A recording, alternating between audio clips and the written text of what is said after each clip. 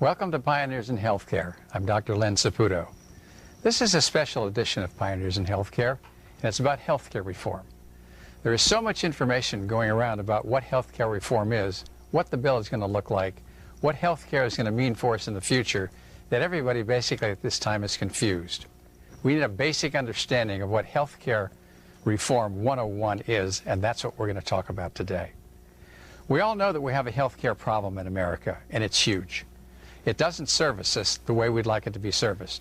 We're spending too much money, we're not getting the safety that we should be having, and basically healthcare is not working as well as it could because most of us are sick.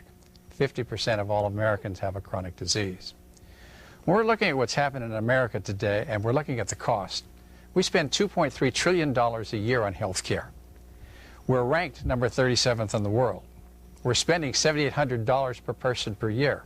It's usurping now up to 18% of the gross national product. Medicare is going under. Private insurances are so expensive that 47 million Americans don't have health care. And there are another 100 million Americans who have health care, but they don't have enough. Bankruptcies are now at 62% being caused by health care costs that we can no longer afford. The cost to America is huge. The motor industry, the car industry, has gone almost into bankruptcy. They're paying more per vehicle because they have health care costs that are too high that nobody can afford. And that's why the countries that have that are making cars that are in other countries that have universal health care are competitively at a strategic advantage. And that's the same for most businesses across the world. Then we look at the safety of health care. It's a big issue. We're beginning to have questions about how safe is the medicine we're practicing. Should everybody be resorting to drugs and surgery? Should we be waiting until we get sick before we have something that we do about our health? When we look at the safety and find that there are close to 1 million deaths that are caused every year by the medical profession, that's a staggering number. And it doesn't mean to say that we're not getting health care that's good a lot of the time, because America is a sick country. The average American is having 14 prescriptions written per year.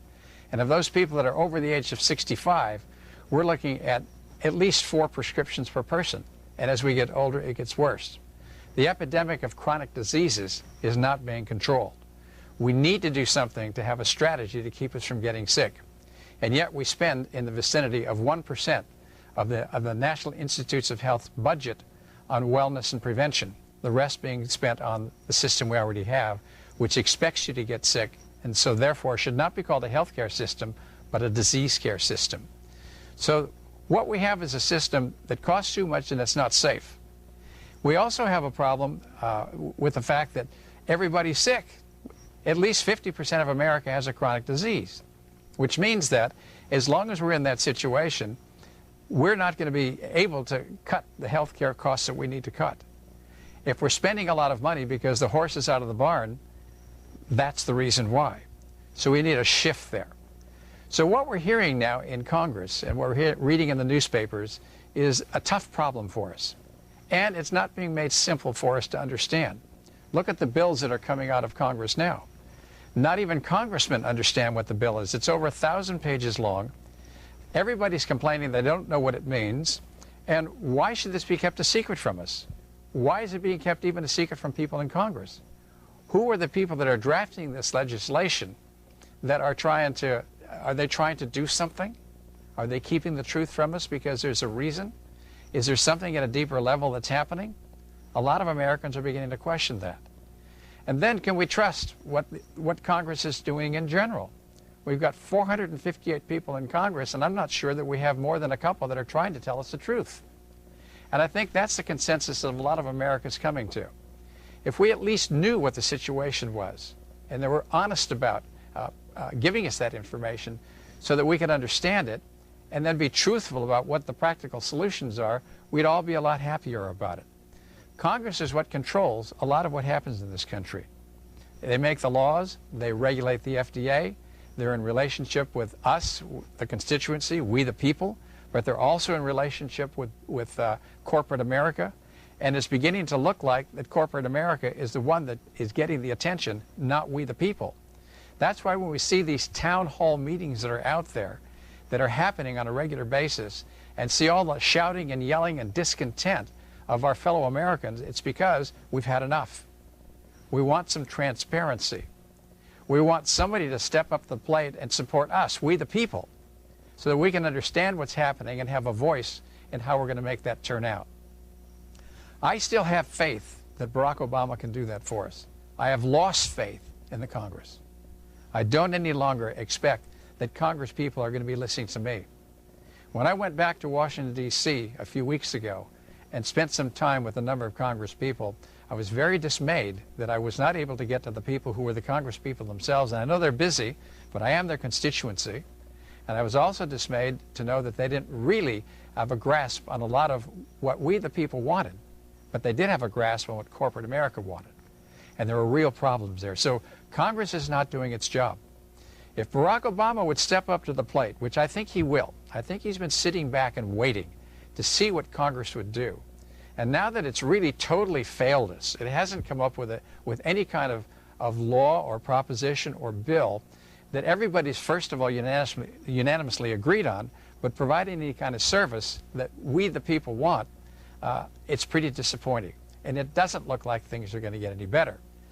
Now, if I'm right, and I think that President Obama is sitting back and waiting for Congress to hang itself as he knew it would, and will step up to the plate and talk about the transparencies that need to be shown to the American people so they can see the amount of conspiracy and corruption and collusion that there is with Big Pharma and the insurance industry, maybe we have a chance.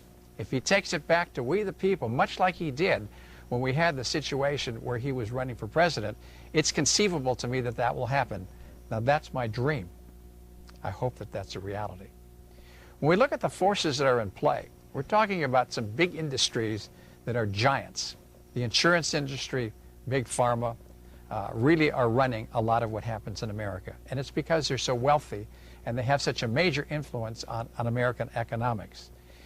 And when you look at what their principles are and what they're trying to accomplish, it's not about providing service to us. It's not like you're going out and buying a car and somebody's trying to say this car is better for these reasons. It's like what they're doing is setting up a situation where we have to take what they dish out. And they haven't been fair with us. I wrote a book, A Return to Healing, about radical health care reform and the future of medicine. And in it I've written chapters on the insurance industry and the karma of Big Pharma. And there's a lot of data in this book that shows, and this is from major peer-reviewed medical journals, okay, and from the New York Times and other huge newspapers that have the facts that are reporting that to us. The indiscretions that they're using in the name of making profit are what run and are responsible for their principles. There are many cases that we've all read about, particularly with the insurance companies, where they've denied services, they find loopholes, they stop your insurance if you get a chronic disease. They're cherry picking the patients to get the ones that are not sick, the ones that have that are as well as they can be and not going to have much in the way insurance costs. If you have a major disease, you're going to get rated big time or you're not going to be accepted at all. That's a big problem for we the people in having some kind of insurance that's meaningful that we can afford. And when you've got 47 million Americans with no insurance, and these are working Americans. We're not talking about those that qualify for Medicaid or for Medi-Cal. We're talking about the people who have too much money to qualify for that, but not enough to afford health insurance. That's 47 million Americans.